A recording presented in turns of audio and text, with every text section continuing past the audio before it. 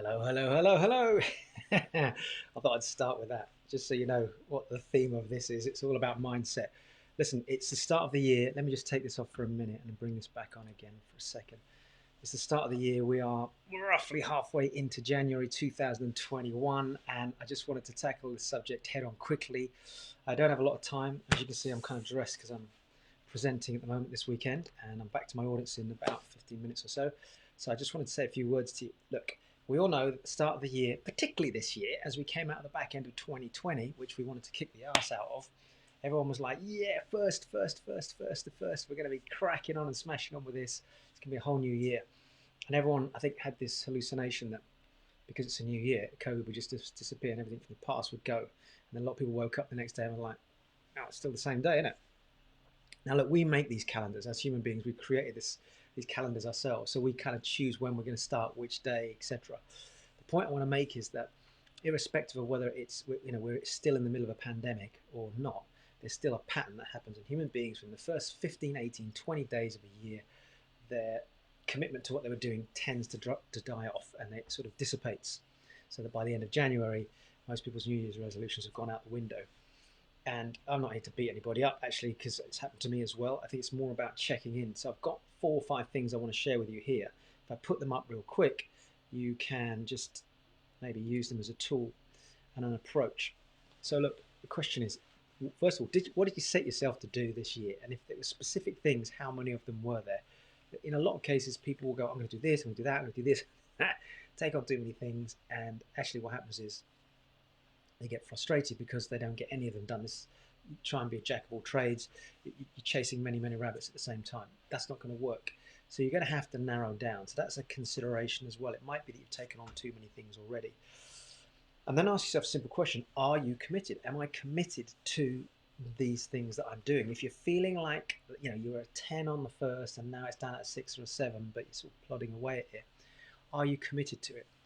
And that's important. Have a look at these things that you've got in front of you that you're saying you're going to do this year. Don't get to the place at the end of the year when you go, yeah, I didn't really want to do it. I sort of plugged away at it for a bit. And then it consumes time over the next 2 or 3 months because you feel you have to do it because of an obligation. I don't know if this is making sense. Hopefully it does. Give me a heads up or a wave for those of you that end up getting a chance to watch this at some point.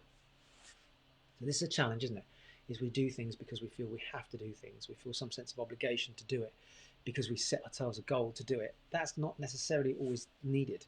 So meaning you've got to let go of that emotion. Don't get attached to something because of an obligation. And I can put my hand up again and say I've fallen into that trap in the past and then afterwards regretted it. So I've learned to see it better, although I think all of us are always working on this as well. So what are you committed to, and what are you aware of that maybe you're committed for the wrong reasons? So that's the question. Am I committed? Yes, 100%, totally. Want to do it? Yes, great. Hold on to it, stick with it. Then the second one is, what distractions are right now around me that are starting to stop me getting things done? In other words, on a daily basis, what are you noticing about your current routine that are distracting you? Even for me at the moment, our house is sort of slowly picking up the pieces of where we were before Christmas. There's still some work to be finished. And that can be a distraction because I come in and I think, oh, maybe I should do that, And yet I want to spend more time with my kids as well. So we've got to find this balance. So look around at the immediate distractions. That's the first thing. What are the immediate distractions that you've got some control of that you can limit, reduce, compartmentalize, or completely remove?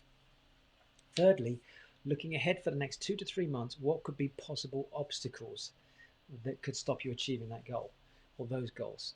This thing that you committed to at the start of the year.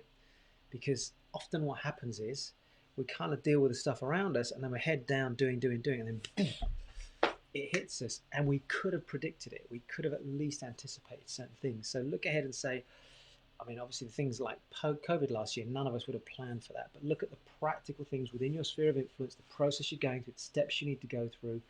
Is there anything specific that might be a block that if we anticipate it now, at least we're on top of it?